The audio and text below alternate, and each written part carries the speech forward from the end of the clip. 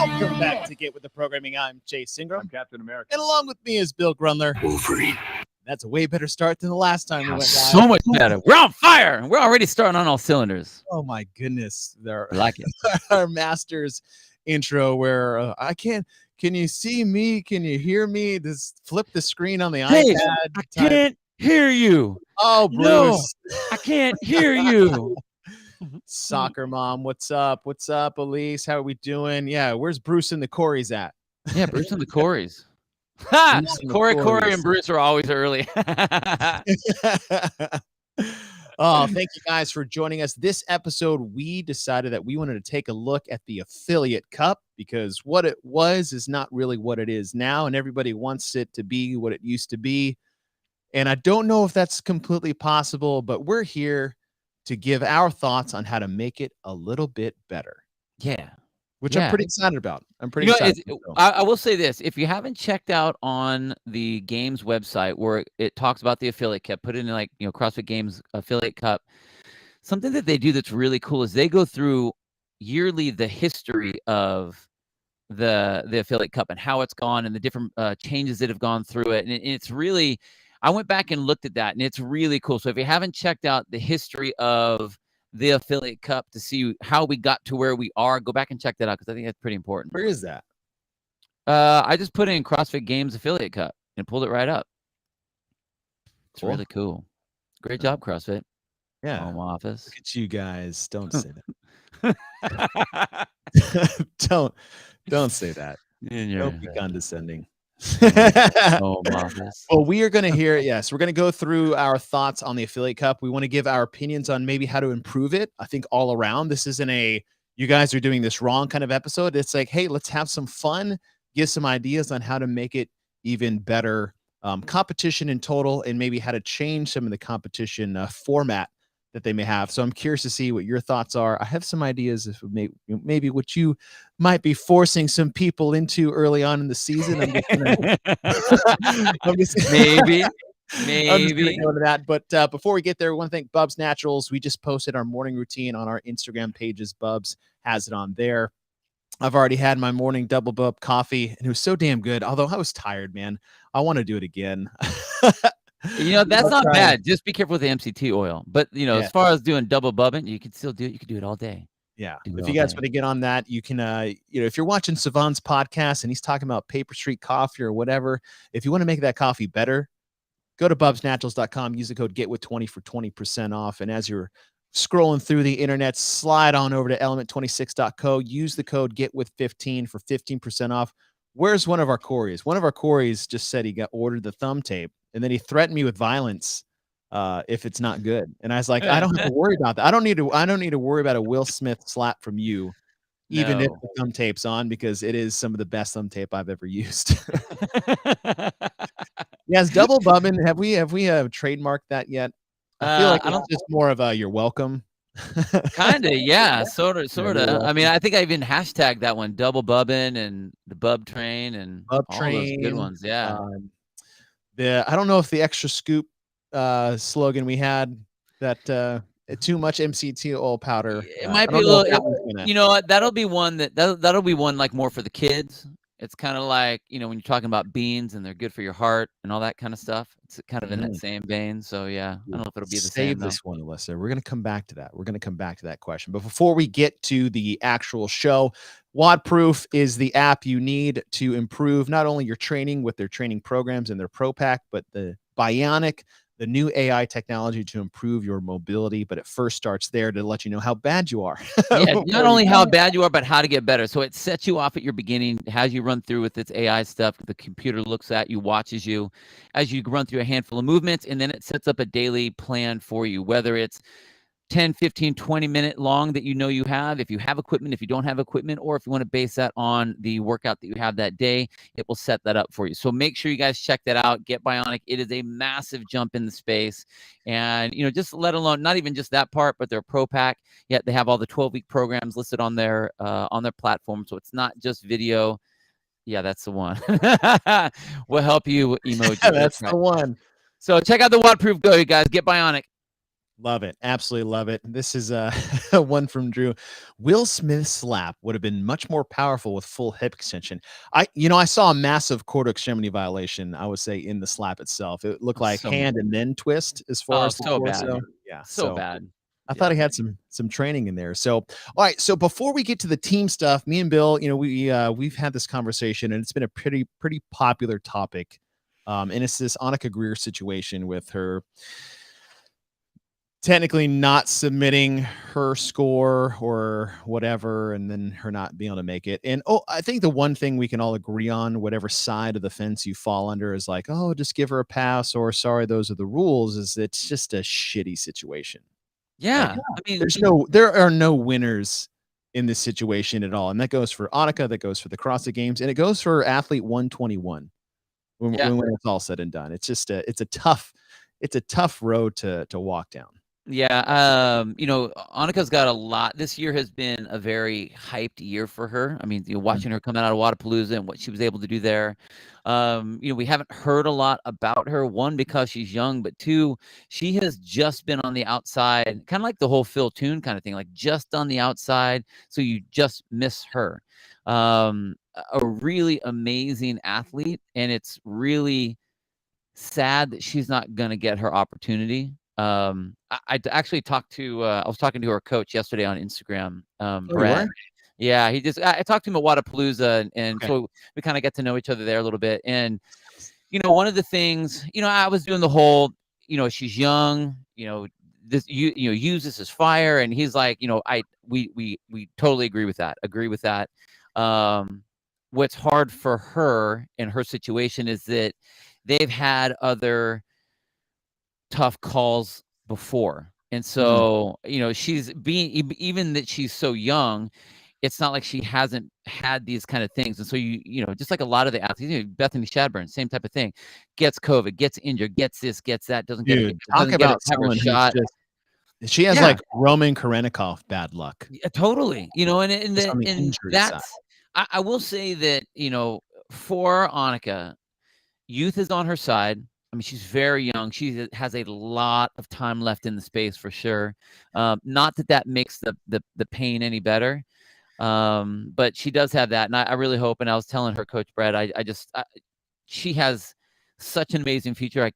I hope that nothing slows her down. I hope that this just fires her up. But that being the case, I know how I was when I would be inserting those videos, and I did not rest until I saw that thing going through. And the second I would see that thing pausing, I would get panicked. I mean, I've had it where I've started contacting HQ before, like, hey, I don't know if it's going to be done. It says 4 hours left, and it's only happened. I'm screenshotting everything.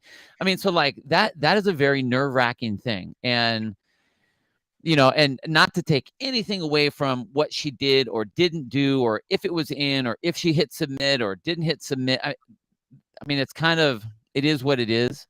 The hard part is that any competition has to draw a line somewhere. Yeah. And the line is always going to fall on someone. And if the second you let someone, you give them an extra opportunity, then you have to do it for everyone else. And it's like, well, then what happens? Right. So like again, not faulting her or her coach or whoever was, doing it or supposed to do it or whatever. But that's sports, and it's there are shitty things that happen. And I just feel really bad for her and for her team. I feel bad for the sport because it sucks that we don't have that in there. But again, like, they have to have the rules somehow. Yeah. To set it up that way. So yeah, I'm totally with you. And it's I don't want to play the you should have done this or known better or this person. Like, I don't want to the blame game or the point finger game at this point in time does no good for anyone. No, it is what it is game right now. It's like it's not a blame thing. It's like here's where we are. Right. And here's the thing. The thing that I hate seeing is like, listen, I will critique HQ, I will critique programming, I'll critique anyone if I have a valid, basically, like, backup to whatever that. Yeah, a critique, not a complaint. And I think oftentimes, like, listen, CrossFit has done its fair share of like deserving a lot of criticism over the past couple of years, even this as of late. with the promo video they had for a Game Central show. Jesus. God. And but this one I feel like this is there's no winners here. It like you said, it is what it is. Like, listen, whatever the reason is that your score you didn't like submit it and then check it, and that is like, this just sucks, right? And so for people to like shit on CrossFit for making this decision, I was like, listen, you can't take like a gray line when it comes to submission deadlines. And they've been very, very adamant about that. It's one of like their most consistent forms of communication is don't miss the deadline, which every athlete should have like fear of not missing the deadline, which I've always been fear of that. And, so it's just kind of one of those things where it sucks, but like the alternative is like there's no win, but to be like, okay, well, this time we'll make an exception, and then you have opened up Pandora's box of absolute hell when it's just CrossFit making that decision. Yeah, the worst statement that CrossFit Games has ever been is this athlete showed capacity. It's like, well, what the hell does that mean? And again, that's not a bad on that's a 100% bad on CrossFit, not on the athlete, not on the video submission. 5 years ago when that happened. Yeah, but I mean, but like still look at CrossFit like that now. 100%. Yeah. So what's really hard is I was listening to one of the shows. It was one of the morning chalk up ones with Brian and Tommy, and they were talking about the they talked about the standard video that came out, and Brian was talking about the video submissions and the fact that they're the list of the penalties and all that kind of stuff. What's really weird is that it's great that they are announcing all of those things early, but it almost feels like it doesn't, like if you're going to do that, are you saying that so that like they could have had a chance? Like if they would have turned it in early and you have done, they get dinged, could they go back and try to fix it? Or why are they making this big long list? Like I know that they said it's like a lot of people are happy the fact that they got, that they listed 165 people that all had bad pistols and whatever the new scores are or whatever. But like that, even that right there throws a lot of speculation on like, okay, well, why did that person get this time penalty and this person got this time penalty when it says that the penalties were the same? Like I think that almost opens up the door too wide. You know what I mean? It's like when you have too much discussion, then you don't get to have your discussion. I did hear a reason for that. Actually, Dave Eubanks was actually on Talking Elite Fitness's podcast, I want to say a day ago, yesterday or something like that, and he addressed that as like, okay, if they all received a major penalty for lack of hip extension, yet the time discrepancies are all different, they use a time discrepancy relative to the time at which it took them to complete the workout, which kind of makes sense, right? It's like if I got 50% of my pistols no repped, I shouldn't have the same time doc as Noah Olson's 50%, because Noah Olson's 50% were 100,000 times faster than mine.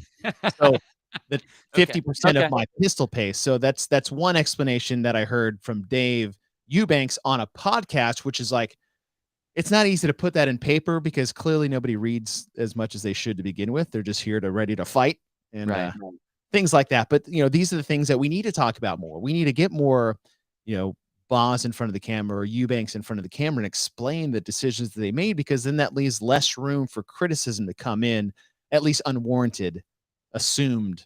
No, totally. But I think that should be something that is done ahead of the game rather than behind the game.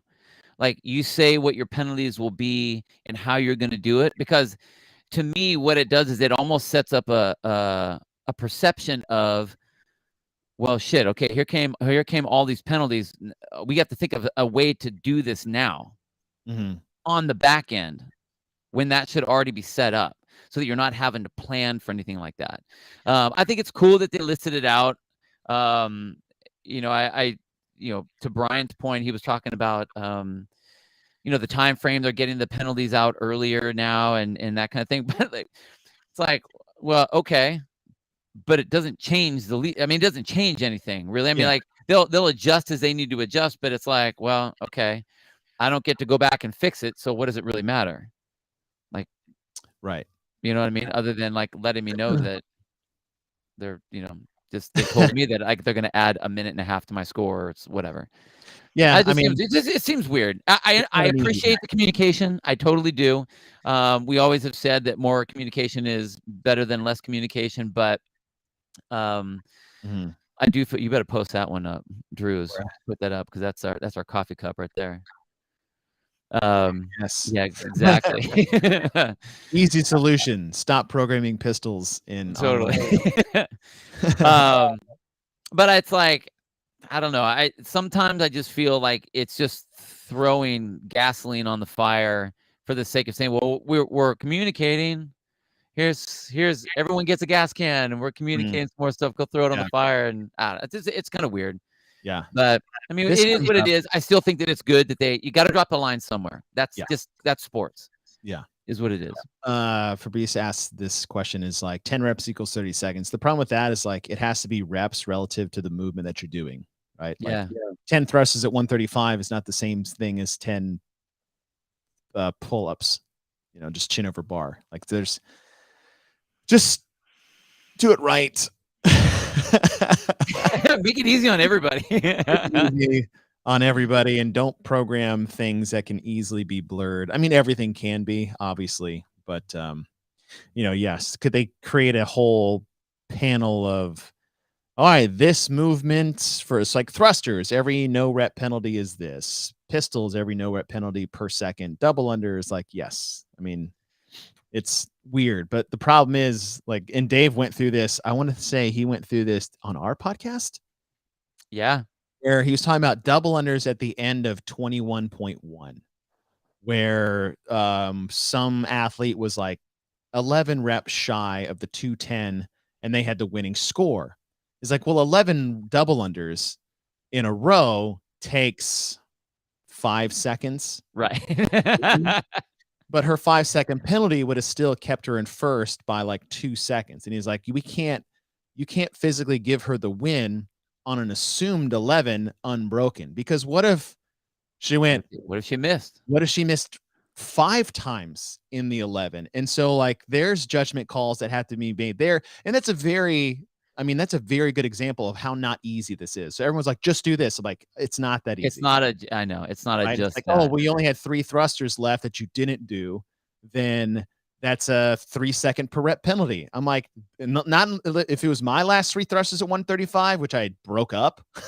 Yeah. That's not 9 seconds worth. That's 30 seconds worth because I had to do clusters at the end. Right. So you can't make these penalty assumptions. They have to literally take it by a case by case basis. Dave Eubanks, his quote yesterday on Tally Fitness is like, well, how do you assess a penalty versus this? It's just black and white. He goes, well, what's holding in the NFL? Like, well, fuck. Okay. I don't know what's pass interference in the NFL. Like there is no, it if you see it like this, but you can't draw the line of it's exactly this. Yeah. There's always going to, honestly, that's what gets really hard in online competitions with this, because even though all the athletes are supposed to technically have a judge, that judge basically doesn't matter. Right. Because it's going to go to the next judge that has to watch it. And the only time that those videos are going to be watched is if you're in the upper echelon, really. Yeah. Like if you're trying to qualify to the next group, okay, now you're going to be under the scrutiny. So what you hope is that the judge that you have is not trying to help you get a good score. They're helping you to make it past the next video judge that's going to watch you. I mean, really, that's what it comes down to. Yeah. And then you get to have the subjectivity of your correct judge, of your judge, when you get into live competition. That's where it's like, okay, I need to play to this judge, because as of right now, you're playing to a rep Nazi. That's what you have to be looking at here, which makes it tough for the athletes that are just on the line, because playing perfect movement may slow them down to where they can't get on the right side of the line. It's a tough deal, but I mean, you got to know who you're playing to. You got to play to your judge. You're playing to Dave Eubanks. here, why didn't just do it like this? I'm like, it's not that easy. It sounds that easy on paper, but when you Totally. start to talk it out, like it's not. Yeah, It's I not mean, that do easy at all. I would suggest anyone that comes up with that easy of an example, go and do some judging, some video judging for a competition, and Yeah. see how many people that you actually think should be allowed to go on to the next stage or should be able to even Yeah. compete in the event. Like, okay, so say I fail. So for example, I fail my last bar muscle up of 30. And it's like, oh, well, 1 bar muscle up is a 5-second penalty. I was like, do you think what if okay, well then I'm gonna on the 29th one, on the 30th one, I'm gonna fail it on purpose and just take my 5-second penalty as opposed to the miss I would have had and the 30-second break I would have needed to rest to get the last one. 100%. Right? I'd go and But miss like is 10 it of them. that easy now, everyone? I'll go and miss 10. Yeah. No, it's not. Like, okay, I missed my last thruster. One thruster is a 3-second penalty. Well, what if it's thrusters at 185 Right. versus thrusters at 95? Right. Now what do? Do you have different penalties for increasing weights? Well, a thruster weight at 225 is a 15-second penalty. Well, it's like, okay, fine. I'll miss or do 9 of the 10 thrusters at the end at 225 because there's no effing way I'm doing one every 15 seconds at the end anyways. Right. It's going to take me a minute. So I'll take my 15-second no rep penalty. Yeah. It's not how it works. So we just wanted you guys to think a little bit more on that. It's not that easy and it's not a fun position to be in. Before we get to the team thing, I had one question that I don't know who can, well, I know who can answer and they're not part of this. So maybe it's unfair to bring it up, but one last thing to the Annika Greer thing is like, where's the PFAA in this situation? Like, isn't this why they were created? I will say this. Where's the athlete from the council? outside looking in. Maybe they're all talking, but like, why haven't look, maybe the situation isn't even done yet. Scores aren't finalized until tomorrow. Maybe the PFAA and the Athlete Council and Annika Greer and CrossFit, they're all sitting around and like, hey, let's just like get together and make this decision. So right now, I could be unfairly speculating on the situation, but here's the thing. They're either going to finally be relevant to why they were created in the first place, and CrossFit is going to step up and be like, hey, we said you were going to work with you and you're basically like athlete representation and here's our athlete council so we can work shit out. Or they're going to be exposed for the dog and pony show they could potentially be. Every association that I've ever been a part of, with fire and stuff like that, you had to pay into the association. And once you paid in, you paid your annual fee, monthly fee, whatever it was. Then that's how you knew that you would get representation or protection or help with or whatever. I mean, they would do general stuff for firefighters, and here they would do general stuff for athletes. But do they pay in some sort of a fee to be in the association? No idea. I would assume so. That's like a union, right? Do you pay to be in unions? I don't know. Yeah. Well, see, and that's the thing, right? What does firefighters do? Yeah, you pay monthly. Okay. But I've never heard if that was the case. Like, you would think you would see advertisements for the PFAA, and if you want to be protected, if you want representation, if you want us to be able to help you as athletes and help you as a group and help you individually, come to your rescue when you need help. Like, that's why you do that. I mean, like, what did they always say, even with our CrossFit affiliate fees? Hey, if you get into some legal help or legal issues, we will have CrossFit Legal come and help you. Right. Like, you need CrossFit lawyers to know. I mean, we have that for our affiliate insurance. Exactly. So, I mean, like, those are the things that, like, I don't know. I mean, that would be cool. That would make sense if that was the case. I hope that something like that could come of that. I don't know. Again, if the bad thing of this is the second you pick that line up off the ground, then then everybody else is fair game, and you're gonna have to drop that line again on somebody. Yeah. And then why is this person allowed and that person's not allowed? That's the hard part about it. Right. I mean, it is what it is. Right. You know, and again, this is I feel absolutely terrible for Annika and her team and everything. I do. But like where if you lift the line, Mm-hmm. I mean, it was the same thing with Brooke Wells. I mean, when that was allowed to happen with Brooke Wells, it's like that set him back a while. oh, dude, It still is. Like people are still 100%. judging them based off that decision, and that was a bad call. Because this situation is exactly that. This is that situation. Mm-hmm. So why are you letting it go once and not letting it go again? And I agree that at some point CrossFit has to be able to put their feet back on the ground and say, okay, here's the wall. We have to say yes. Yeah. Like you got to draw a line. You have to. Otherwise everybody's in. I think the best scenario, regardless of outcome, is that we get word that HQ, Boz, Eubanks, and Berg sat down with Athlete Council and PFAA, Annika, and her coach, and they at least all sit down and talk this out. To whereas, like, if the decision comes down that there's not enough evidence and proof that she submitted it and it all went haywire, like we know she did it early.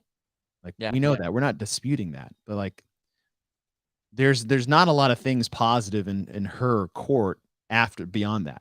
It's like, oh, I put it in and I closed my phone and then I woke up a day later. Like what 18-year-old doesn't look at their phone for 24 hours? Like, totally. Yeah. And I'm not passing judgment either way. I'm just saying it's like there's so much he said, she said, they're not talking. Like the best case scenario is like they all sat down and then for hours they come to a decision. And for me, at least it looks like, you know, CrossFit makes a decision, but at least they had the empathy and attitude to listen and hear out, and then they make a decision based off that. Or say it all comes together and then they all realize that, like, listen, this was an honest mistake. We can prove that or whatever. And like they let her come in and then they take 121 up from the leaderboard and then they just move on. But like, I just don't want there to not be any conversations being had. And it's just like, you know, neither party's going to look great. It's like, oh, well, they're not letting me compete. Woe is me. And then the other one is just like hard, fast, no. And those are the rules. Like, I would just be curious if that conversation is being had. Be interesting. Yeah. All right. Enough of that crap. I was going to say, are we going to change the title to this show or what? Enough of that crap. Let's talk about fun stuff. Teams will be starting next Monday. The floor plans will be released, and then me and Bill will make up our own shit based off the programming and the pieces of equipment that are and aren't included in a floor plan that we have to make up workouts for. But as you guys all well and know, is that the Affiliate Cup, man, when did it really start? Technically 2009. Yeah. I think 2009 CrossFit Games, and they did it the way kind of the Open did, is that your teams would get scored based off the performances of your individuals, and they would create team numbers or scoring system based off that. And then 2010, we had regionals with teams, and it was 6-person teams all the way up until 2016. And then it went to 4. And then it went to 4, but we still had 2 alternates, and you basically had all these rules. And I'll go through what the current system is now for the teams setup. And, you know, what they have here is a couple of the rules. Athletes must live within 100 miles of the affiliate. They need proof of all that other stuff. Train regularly. That wording has changed. Used to be like the over 50% rule is what it was called. Right. I don't really see that lined out here just as a nice ambiguous regularly. And the date to be there is as of January 13th. Now, the other rules that aren't really written here is how the quarterfinals, semifinals work as far as how you get your team set up. And you have a team, it's 2 men, 2 women that are on the team, and then 1 alternate for both men and women. Now, once, say, the quarterfinals begin, you can only use that roster that is submitted as your 2 and 2 for the whole set of events. The same thing for semifinals and the same thing for CrossFit Games. And so your alternates there are there until you register on site, basically, or online for the quarterfinals, and then they're worthless. So, for example, 2015 rolls around, NorCal CrossFit is crushing the CrossFit Games. Miranda Oldroyd tears her ACL, and then they lose the CrossFit Games because they are not allowed to use an alternate, which I was like, well, that's not how team sports work. Right. Curious decision to be made. And that's really as limited as, like, athletes aren't restricted by country, continental boundaries. As long as you move to that area as of Jan 1, you can compete on that affiliate team.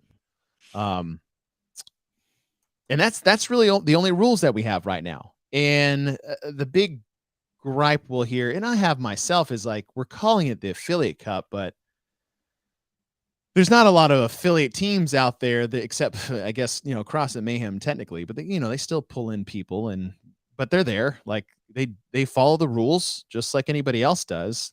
But gone are the days of it's really affiliate to affiliate. You gotta create some super teams, and then Annie creates this team out of 2 Americans and an Australian. Try to match CrossFit Mayhem. all birthed out of her affiliate. Yeah, right. And so, like, we have this game season is called the Affiliate Cup, and it doesn't really seem affiliate. So, like, I could just call it the team competition maybe, or whatever. And we wanted to add some tweaks to the season that we feel that can bring a different vibe, flavor, and maybe, I don't know, better experience from a team competition. So we wanted to walk through it with you guys, and obviously give us your feedback. Not that I have to ask you to do that. Totally. We got the Corys and the Wills and the Alyssa's on here. They're going to be giving us their 2 cents worth anyway. Yeah, keep giving it to us. So, Bill, would you like to start things off? Sure. Do you have like a season kind of template? Lightly. Okay. I think more for me is, I'm fine with the Affiliate Cup where the athletes have to be at that affiliate, or call it the team championship, whatever you want to call it, where I like the January one. So basically, you get out of the season you get into the new season of that CrossFit year, and then you go from there. I mean, I honestly would even say, like, the second the games are over. Once the games are over, the new year technically starts. Okay. So I'll say it for this theoretical setup, but we'll do that. So I will say that September 1, you have to be at whatever gym you're going to be there. So for the 2022 game season, in September 21, you need to be at the affiliate that you're going to compete on. Yeah, because that season ended in August. Hardcore with this. Hell yeah. The second part would be that once your clock starts when we get to the Open. Mm-hmm. I don't have the Open as team events, but you have to sign up as either team or individual. That's in the Open. That's in the Open. Because what you'll do is you'll do the old school way. It's not a team setup, but like everyone will do the Open workouts individually. That will help advance your group into the next. Because what I see with the Open is that you are getting good athletes that are together and they make their way to the quarterfinals. The second you get to the quarterfinals, you already have said, I'm not doing individual. So you are now going to be doing the team track. The team track is going to be, once we get to quarterfinals, now the events are going to be team setup events. Okay, so then you kind of continue that way. Then you do the semifinals. You get to go live at the semifinals, and then you go to the games there. I think that I like the 4-person team, but I think you should have, I'll say, 2 alternates. Okay. However, the way, and I'm not sure exactly how it would be. I think that your alternates aren't just like placeholders. Mhm. They have to be, you have to do something like where of X number of events, let's say that there are 6 events, each athlete has to do at least 4 or 2 of them. That Okay. way you have to plug them in. They're actively in there. So let's say you get a member that's injured. Okay, that's Right. fine. You take that person out. Maybe it's like Julie Fouché and she pops her Achilles heel, pops her Achilles tendon, but she could do handstand walks all day long. So if you have handstand walks in this event, this person's going to do the handstand walks and they're just going to crush it. They're still involved in the team. Same thing with Miranda. Maybe her knee, she couldn't do whatever with her knee, but there was something overhead that she could do something. So Yeah. they could still be actively be used in. If that person is completely removed, then those numbers still stay the same. And you can still cycle that other person in, but they have to at least do 2 events or whatever. I didn't want to say 1 because I didn't want to make it to where you hold your one. What was a CrossFit lawyer? The lifter guy, Wall Street. Oh, yeah. The super Yeah, I know. mega strong dude, Wall Street Right. Water or whatever his name is. Yeah. That you get that guy on your team, and he just waits in the wings until the heavy lift comes up. It's like, all right, call in the meat. Like Yeah. they got to be a little bit more active than that. But that's kind of something like that is what I would set up. But I also think that it should be set. Yeah. I like the fact that you have Wall Street weightlifter. That was the guy. Yeah.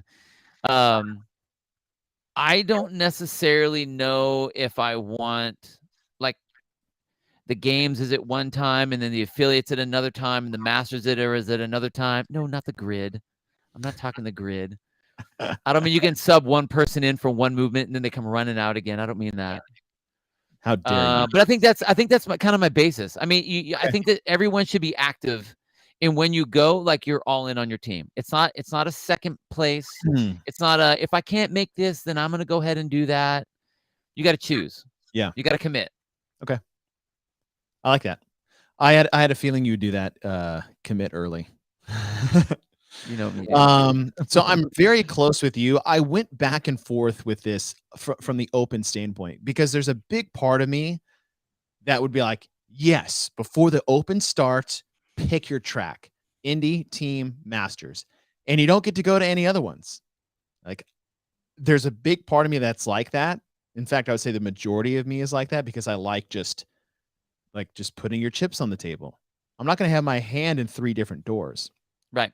On the flip side, when I look at the open specifically, there's this torn between making it as open as possible to everybody who wants to play and making it as easy as possible so that they can.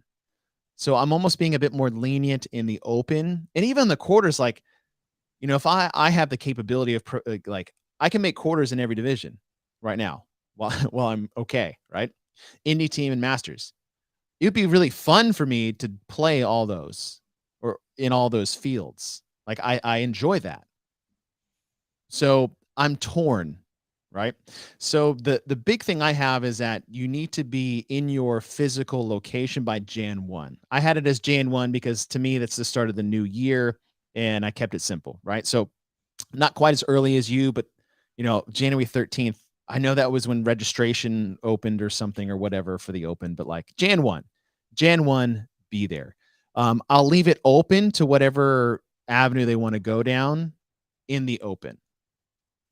The other thing I'm shrinking is the miles away. So right now it's at 100. 100 miles is a long effing way. Yeah. Like it's like a 2-hour drive, depending on how fast you're going. Right? You are not a part of that affiliate if you're driving 100 miles. Like you are just going there to be on the team, right? And I'm probably not going. Are you going to change? Are you going to quantify the regularly? Yes. So I shrunk it down to 50 miles. Like that's a commute, but that's not like absurd. Jan 1, I just put training over 50% on a day, not like an hourly basis. It's like if you train here if you work out 5 times, 3 of them must be at the affiliate.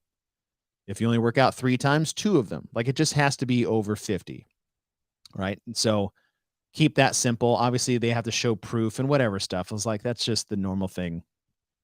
Honor, the honor system, Right. which you're like, I don't need to hear feedback on that. But the last one I have as far as the constraints is that team athletes need to have the same geographical constraints as individual ones. If you want to make this a little bit more like the affiliate cup, you're not going to get like basically gym to gym, but you will get continental boundaries. So, for example, in this setting, Tola and Lauren Fisher cannot go compete for a European team. They can only compete inside their geographical continental boundaries. So, which is they can compete in North America only. All right. So, North America, South America, Oceania, Europe, Africa, and Asia. You have to stay in your continental boundaries. I'm not shrinking it down to like your country, right? I would like country because to me, it'd be cool. It's like, this is Team Iceland. And now we're getting more towards like the invitational, which I love the invitational. The old invitational, not the Rogue invitational, like the old CrossFit, right? Yeah. So geographical constraints. Based on passport, based on citizenship? Citizenship, yeah. Just like they do for individuals. I don't know why. I even asked Boss this question. I was like, why do you have it for one and not the other? Like, would you ever consider it? And he said no so fast, it kind of took me back. No. I was like, whoa. I thought we'd have a discussion. Right. I don't understand why it was such a quick no, but then I don't understand why it's not the same for both. It's the CrossFit Games. Shouldn't we all be under the same rules? That's true. So, but don't you have people that like? What about when I went over to Dubai, I did a seminar over there, and there were a lot of like expats that were over there. They can't compete in. No. Go back to your country. Compete there. They don't live there. They don't live there. They've been out. They've been in Dubai for 10 years. What's the difference? You don't say that about individuals. Like, you either have I don't understand what you're saying right now. Well, I guess I'm heard you once complain about individual. What's the difference with teams? Do you not like the continental constraints of citizenship for individuals? I guess I never asked you this question before. I always thought it was funny when people moved around trying to find the quote unquote easy region so that they could make their spot. Well, yeah, that's why everybody's competing in Africa. Okay. Well, except for the fact that like you have to win it to do it. So if everyone moves to Africa, there's only one person that goes. I mean, you get what I'm saying, right? Like the old way, like the sanctional way. Right. Bill's progressive. I don't know. maybe Bill's the old man sitting on the porch saying, "You damn kids and your rock and roll music." I think that like there's so much movement in the world. Like there are a lot of people that go to a lot of different places and they're there. Like maybe they don't get like Tia's a great example. I mean, Tia's been here. Like, why is she competing in Australia when she hasn't been in Australia for like how many years now? It's not like she got like removed from Australia. She removed herself from Australia. Exactly. I find this very fascinating that this is your point you're taking. Or the position. I think because I don't know, I don't think we could ever, I think on the team side, the reason I have the issue is because I don't think that we'll ever really be able to go back to a true affiliate cup where I know I'm trying to keep as close to it as possible. No, I know. And I think it's hard. I think we've gone almost so far out the other way that it's almost impossible to pull it back. It's kind of where I'm going. So I know, and I'm saying I don't like. I hear what you're saying. I hear what you're saying. Again, we're all just talking theoretics right now, but right. Yeah, we're all good. I just find it's funny. It's funny you take that stance and like you can compete wherever you want, but like you don't like the fixed schedule or the idea of not. Well, I think you got to be there. Completely. I think you got to live. You got to live in your area. You got to live in the area that you're going to compete. Like I can't all of a sudden see who the tough people are and then go, okay, well then I'm just going to move over there. Yeah. Because of, whatever. Like that's what you're like Roman. Roman hasn't been here long enough. That's Okay. that. Like Roman's a great example. So Roman leaves, he comes over here to the U.S., Yeah. but he still has to compete in Asia. So do you have like a year residency that I get qualifies it. for Yeah, that? maybe. Yeah, maybe. I haven't really thought it through, but yeah, maybe. Otherwise, you're just letting them do the one thing you don't want them to do. Which is hop around. Yeah. Yeah, Because that's you're true. saying it's like, I don't care where you live, but at the same time, I don't want you to hop around. So there's got to be like a. Well, no, I think at some point you have to say, I don't want you to hop around, but if you're going to hop around, you're going to have to be here a while before you can do that. Yeah.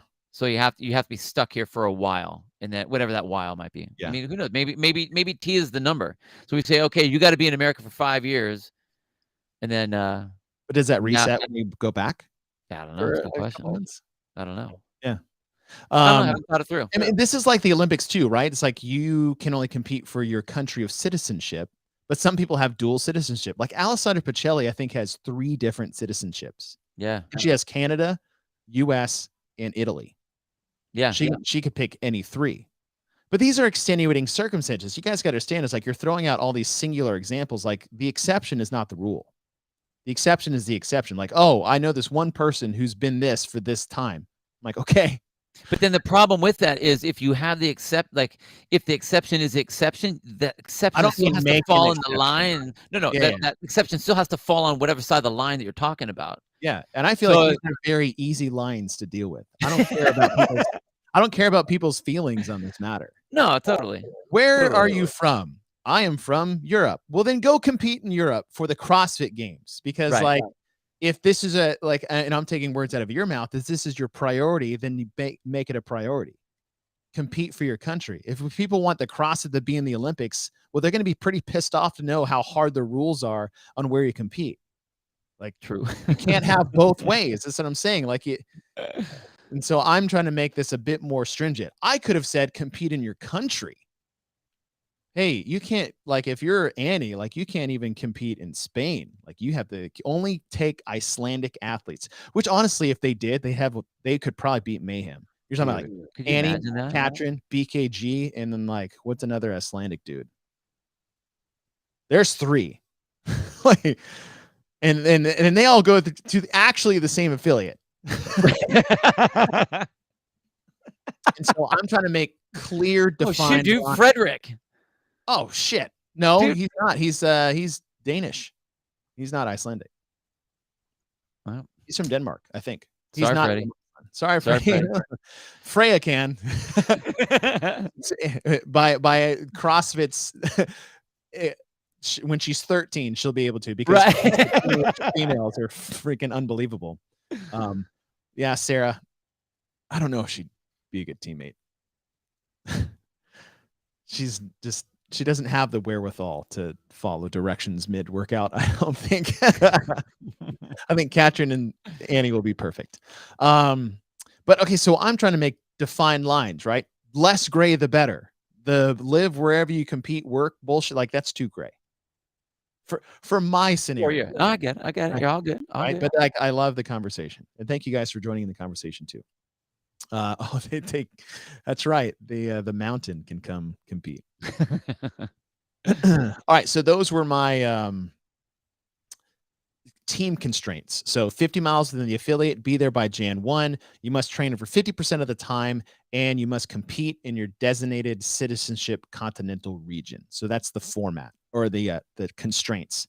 I'm not making anybody choose team into your masters in the open, but come quarterfinals, I am. Because by then it's just like a money thing for CrossFit. Like, oh, I wanted to sign up for each one of them and I'm going to pay $50 on 3 different weekends. That's a personal choice. But like 50% of the people. Don't you have to pick now? Don't you have to pick now though? No, you have to pick after. Like if I went and did the open quarterfinals. Yeah. Then I'm locked into that track for open. In the open. No. Well, and in the open division, I'm locked in the open division. I can't go, oh, well, I didn't qualify there, so now I'm going to go ahead and try for this one. Yeah, you can. Right now. So like if you didn't qualify Indy and you went Indy, you can now go team and try team. You don't have to pick until after quarterfinals. You sure about that? Yeah. Yeah, you only have to pick for semis. you can try all avenues right now. Oh, I thought you had to pick. I thought it was at this level that you had to pick which way you were going to go. No. Yeah. So I'm just pushing the decision. Like yours is before the open. Will brought up a good point. So could Annika then go team if she wanted to? Yes, if she was on a team affiliate roster in the open. So here's the other thing, guys, is that the team setup has changed over the last few years. So back in the day, if you sign up for the open, you were on your affiliate's team. Now affiliate managers have to create a team for the affiliate. So for example, for CrossFit Big D, I have CrossFit Big D, and everyone that registered for the open is in that category. But I also had to set up and pay for CrossFit Big D, the team, and then people had to register under that team name. Got it. So if Annika was on the affiliate, fine. But if she wasn't put on the team roster, she's out. So then you have to so broadly you're having to choose at least whatever team you're going to be on if that's a possibility. Yeah, so you do have to pick a team. Okay, so there is some of that. Okay, so so come quarters, you have to choose. So if I'm going individual, you cannot go team. If I'm going team, I have to stay team. I can't do masters like. So that's when I'm saying you have to pick. Right now, you don't have to yet. Got it. Thank you, Corey. I do talk with my hands too much. If you tie him down, you won't hear any words at all. There's a reason why there's a top on this, because the one time I was talking with my hands and knocked the cup over my entire podcast board and fried the whole effing thing. Remember that? So excuse my my hand gestures. So okay, quarterfinals. You got to pick. Now you get to pick your 6: 2 men, 2 women, 2 alternates. From quarters, semis, and games, your alternates are a part of the competition. But here's my constraints there. You have to name your starting roster for event 1 and your alternates. Anytime in the competition, you can sub in your alternate, the 1 male and 1 female, at any time. But once you do that, they're in for the rest of the competition. You get 1 substitution only. So for example, what you were saying is like you were kind of interchanging people at will. So I get Mr. Meathead Lifter to come in and do the other total for me, and then he goes back into his cave where he's chewing on like raw chicken bones. If you bring him in, he is in for the rest of the year, or not the rest of the competition. Got it. And so what that does is it forces teams to be strategic in if and when they use their alternate, whether it's like, okay, we see at the halfway point, we're like, hey, these first 5 events are great for Mike, bad for me. So Mike, you start, and then we'll see where we're at. And then come event 6, maybe when we know what there are, maybe I come in. But once I come in, I'm in. I can't be resub. So you get 1 substitution. This also helps in the scenario that, say, there's an injury. Because in my, like, what's the point of an alternate in the team competition? Like, there's none right now. It's just a backstop until you sign up. It's protection during training is what it is. So if someone gets hurt during the training time, that's it. Stefan, this is actually going to be my next. I'm just kidding. This is yes. There also needs to be a team mascot. All right, so you're right. 6 athletes in 1 designated team mascot / manager water boy. See, that's why I put you have to do a minimum number of events. Every athlete has to do it. So you can't just bring the meathead in for the 1 lift. Right. You have to. They have to do at least something else. Yeah. So that's what I was looking at that. Yeah. And so for me, it's just putting a bit more of a constraint for those to strategize more. Yeah. So listen, if it's if event 3 is a max deadlift, kick my ass off the team immediately. What if event 2 out of 6? Right. But what if Chase gets to have 2? Chase gets to have 2 events. Right. Thanks for coming, guys. I'll be over here at the bar watching you. And then what if you don't know what the last 3 events are? this is the game I want. I want there to Oh, I be see what you're saying. I see what you're uncertainty, saying. right? Got I it. want there to be strategy. I don't want it to be as easy as interchange for our best 6, even though that would be cool. I Well, then are still you want there to be a sense of finality there. but then are you really strategizing if you don't know what the events are? Because that's not really strategy. You're hoping, like, that's at that point, it's luck. Yeah, well, You're that's rolling the it would've dice been on that that one. way. It would have been that way without the sub already. But okay, if your strategy would change if the deadlift event was event number 2 or if the deadlift event was event number 5. Yeah. You know what I So mean? Like, Corey's question is like the specialty thing is really that is more team stuff anyways, right? Like they're not testing the most all around like the team test is a little bit different.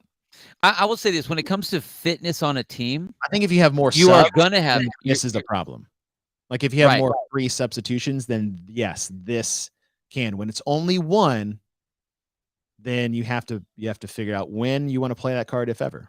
And that what to Corey's point, that ends up that's where it starts to look like the grid, where you have the specialist just doing the specialist things. Now, if you're looking at the fitness of the team, you are going to have athletes on that team that are better at some things than others, and they should be doing the things that they're better at versus someone else. That's why you call certain plays for certain athletes in football and basketball. Is like, hey, Right. we're playing small ball, so we want to run the race, or we're playing big ball, and we want to make sure. And it's like you play certain But they rosters. still in got to do the other baseball. things. They still have to have a good foundation on the other. That's why Mayhem doesn't win because Rich is so damn awesome. He definitely helps, but all of the athletes are able to pull their pieces to make them a great team. That's what makes them a fit team. Over the course of that entire team, they're able to check off all the boxes. Right. Otherwise, they would just be checking off 4 boxes. Yeah. Now, another fun way really would just be like not inter-event switching because that is grid, but it's like, hey, here's your 6 people. Do with whatever you want. I'm not advocating that, but I'm not a fan of that, but it could be played out. I mean, we've done the choose your own adventure on events. Why not do it with a team? Yeah. But I just think we are missing a good opportunity to make the team format more fun when leaving our alternates off the map. I think both of our ideas, there's a lot of the same flavor. It's make the team be a team. The team is not like, all right, you got 4 people. That's it. If you lose someone, sorry, you're out. This is a 4-man team only. It's like you should be able to compete with whatever you're going to be able to compete. But the way you keep it, if it's going to be a 4-person team, is you have to be able to have those subs to go in there, however you end up setting that up. But you're right. I think designing it so that it is team-based. And team-based is if you have alternates, they're part of the team. Let's make it a team competition. Make it a team competition. Yeah, I agree. I agree with that. I just, if anything, I think there needs to be, like, regardless of how we want, is like, okay, when you pick your path, is it open quarters, whatever, like where you geographically force your athletes to stay. But I just feel like we're missing an opportunity to make the team game more exciting by leaving alternates off the table. How do you think it makes it more exciting or less exciting? More movement, less stagnant. Because listen, like this group of 4 may be like the best group out there from a nobody group. Otherwise, they're stuck with their lame duck deadlift teammate, right? It's like if I'm on the team for the deadlift event, sorry, I'm worthless. But if someone pointed out, like if there's the run, swim, run relays after that, I'm like, I'm valuable. Right. If other than, I think it would make it a closer competition. Maybe that's what I mean. I could see that. I think if we look at the big times where it's been like, yeah, see, but this is why, not using the alternates has been a problem. It's because someone's been hurt. And generally speaking, there haven't been that many injuries. I know there have been a handful, but like, NorCal CrossFit was one, obviously with Miranda. We've seen a handful of those in like some of the regional events and the old regional events. God, I remember Breck Berry like tore his bicep in like Oh. 2012. Remember that? There was one of those. There was one at the, I want to say maybe it was Central East, where it was the GHD one, and someone like slipped and hit their knee on the That was GHD. OC3 Black. I Oh think. my gosh, that's That was right. It Taylor and was. Andrea's team back in the Yeah. day. And someone And flipped they're- their kneecap. Right. And then they had to like, you know, limp their way through. So, I mean, you see that kind of stuff. It's out there. I don't think it's super, super common, but now you don't have the fear of that, where you could have a very high level team that has an accident happen, and now like an accident shouldn't pull them out of the event like that. Not a team. If And it's an that's really individual, a that's big like, it is what it is. But the team, that's why you have the team, not Yeah. just so you can do the worm. Yeah. Like, come on. Like I should be able to pull my alternate off the sideline and fill in for our injured athlete. Yeah. But on this flip side is there was a case is like, I don't want it to be only for injury, because then you get into like, are they faking it? Like, Totally. just let them in there. Yep. And yeah, I'm like, I'm willing to listen to the idea of more than one substitution. I'm not saying like, but I think, I do think whether it's one or event to event, like who cares? Yeah. Or like make a number. It's like, hey, there's 12 events. Everyone has to do at least 6. Yeah. You have to do at least half of them. And keep track of that. And I don't care if it's like a little tedious to keep track of. Like, I would think that would be more fun. I also think, and I'm almost guaranteed, that it would create a more competitive atmosphere at the games, especially. I think it would add a really unique layer of strategy that is non-existent right now. The strategy right now is what's the pacing number and who's going to get paired up with who. Like that's where your strategy ends. Now it's like, okay, where do we put this person in? How do we decide to get this person in? When would this person go? Or if it's on the way that you're designing it, okay, how long am I going to keep this person in? And when do I decide to pull them? Do I really pull them out now? Or is it a deadlift, or is it a clean situation? Like where do we really need to have chase? Like what's the lesser of two evils on this particular movement? With like that strategy, you don't see that anywhere right now with teams. So I think that would be really fun. The tactics could be more valuable, really different. too. Oh my gosh. Right now the coach's like, hey guys, go out there and don't fuck this up. Like that's all the coach can do right now. Yeah. Corey, that was the Rogue Invitational, which was awesome. Remember that? Yeah. When you were calling it. Yeah. That was one of my, that's like a top all out of the stands. Dude, that was Cole Sager's wife. No, that was at Granite Games. That happened at Granite Games. That happened at Granite Games too. Yeah, you're right. Yeah. Get rid of super teams, like adding the alternate. Yes, I get that. Like the weakest link thing, I do get. I still think you'll have that in there, even using your alternates. And that's what I mean by be more competitive too. Is like you're not creating a super team because you're allowing your alternates, because you're not bringing in an Australian to Americans on your team, right? That's why part of my constraints early on hedges against the super team. It's not going to be foolproof, right? Here's none of this is 100% foolproof. I just feel like the more strict you are in the beginning, it just make like the less gray, the better. But I would love to see the alternates involved in the team competition. Obviously, it's not going to happen this year. There's a way to flesh it out. Is it the one substitution only? And then you're like, do you know all the events? If not, hey, that's part of the game, which isn't a bad thing. Right. Or is it everyone has to do at least a minimum number of the events? Also could be fun. Or like it doesn't matter how many they do. Like there's a lot of different ways. The main thing here is the alternates, I feel like, need to be brought into the team competition to infuse a bit more life and excitement into the competition itself. I will say that if you have I just thought about this now. Technically, you could still do the current way we have it, which is you have your 4-person team, your 2 alternates, and your 2 alternates never get used because no one got injured, and you only have your really 4 strong people that are there. Right. If you have a 6-person team and everyone must do X number of events, so you have your built-in alternates, you have your built-in injuries.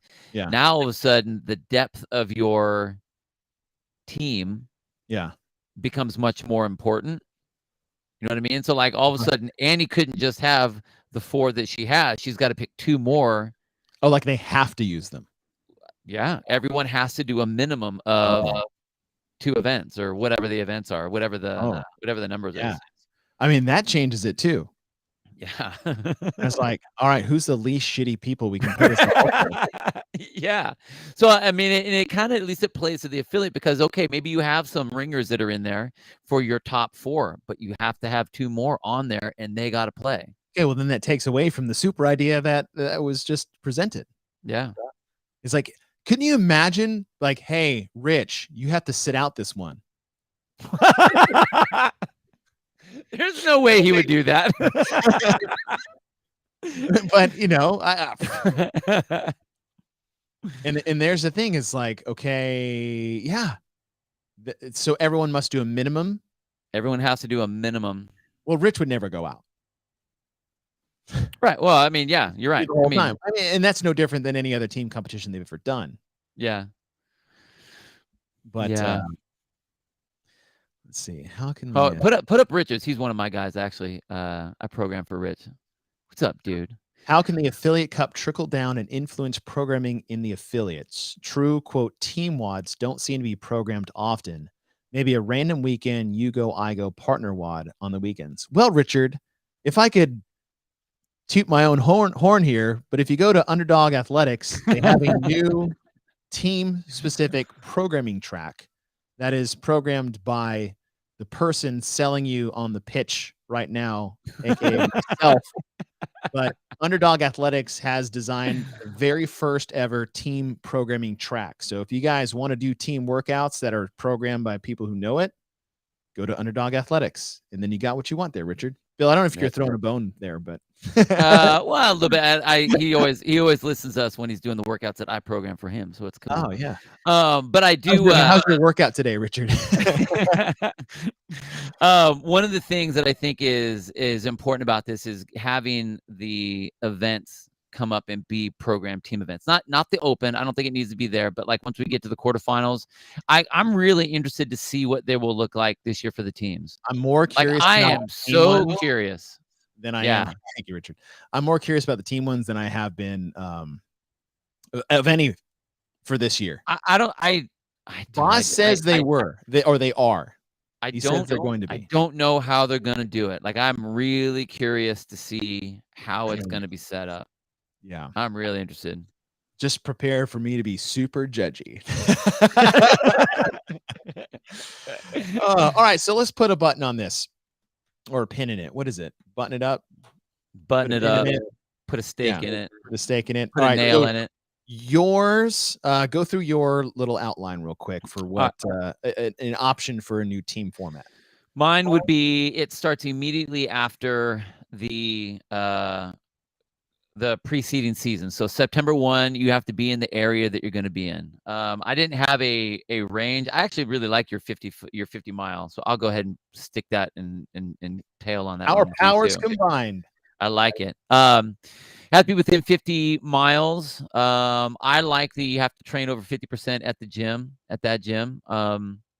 I would say that over the regularly thing too.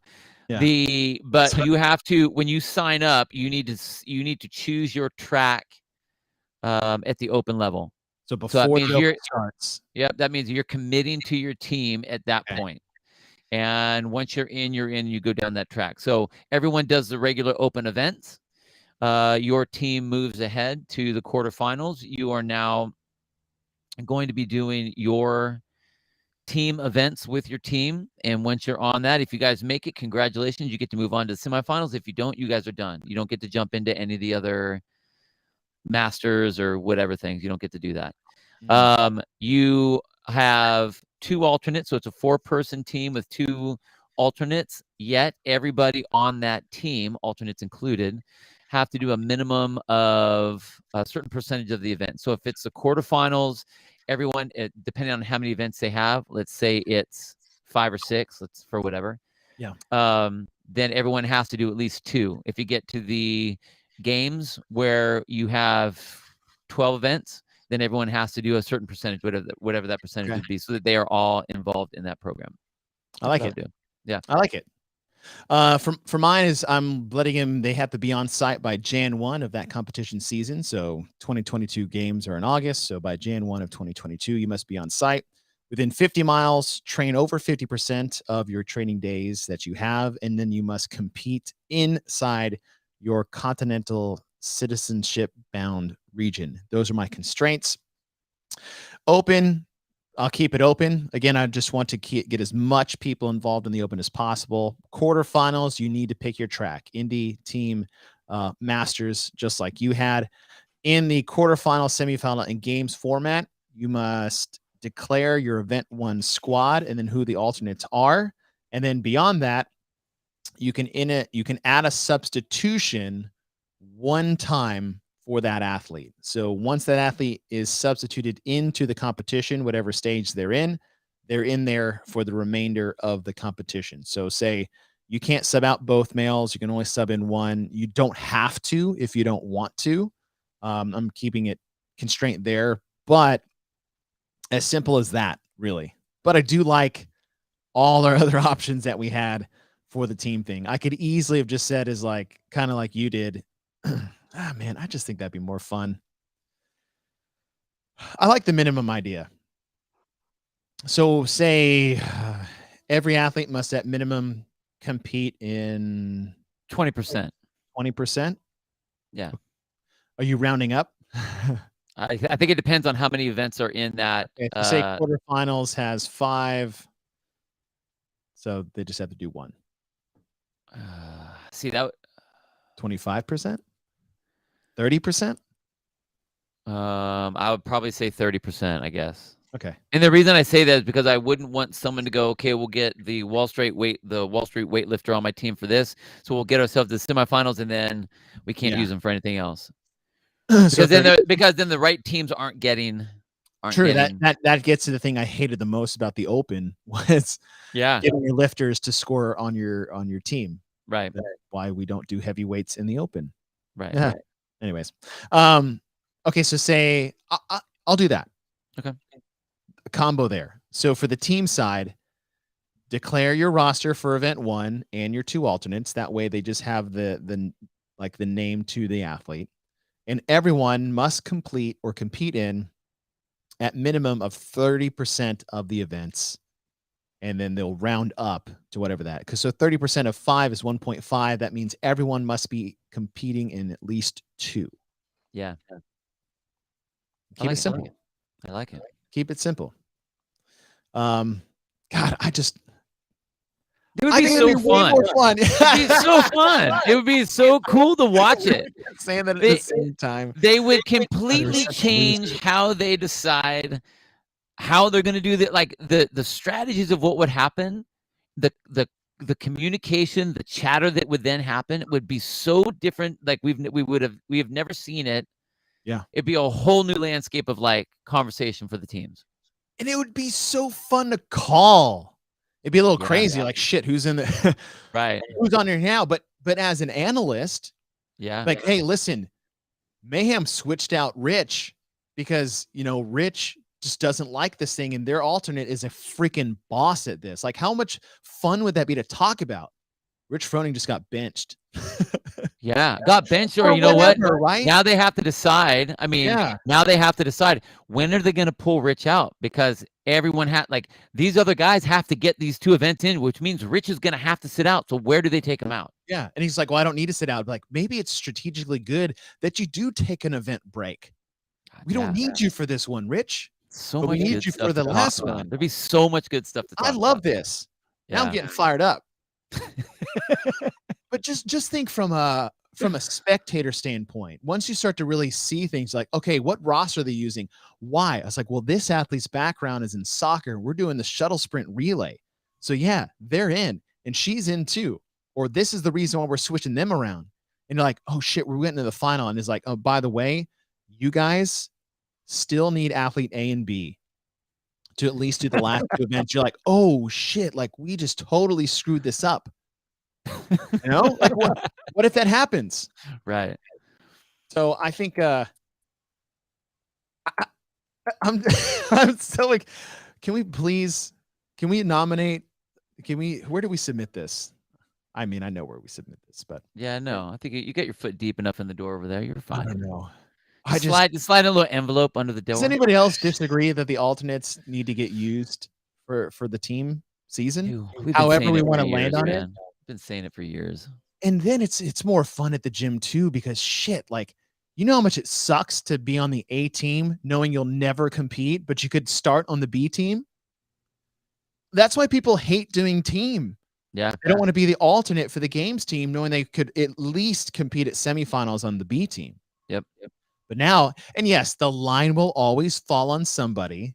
So yes, you're the team of 3, but you didn't make the alternate position for our team of 3, but like, you're still going to be on it. Like, man, that would be awesome. It would be really cool. That'd be awesome.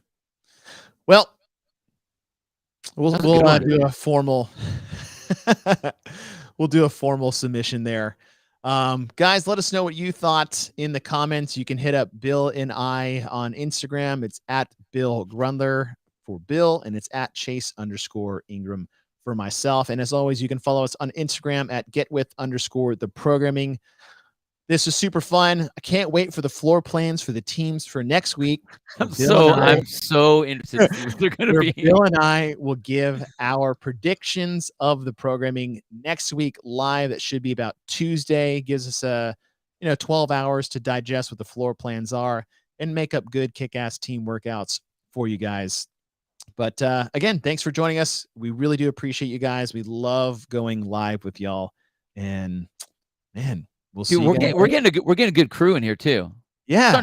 I feel like I'm getting like I'm getting to know these people now. Hope none of you guys get fired for streaming this at the office, but people are working from home now. But all right, team. Thank you guys for joining us. We'll see you next time. Bye, guys. Oh, I hit the background thing. One last time to screw it up. And now we're out.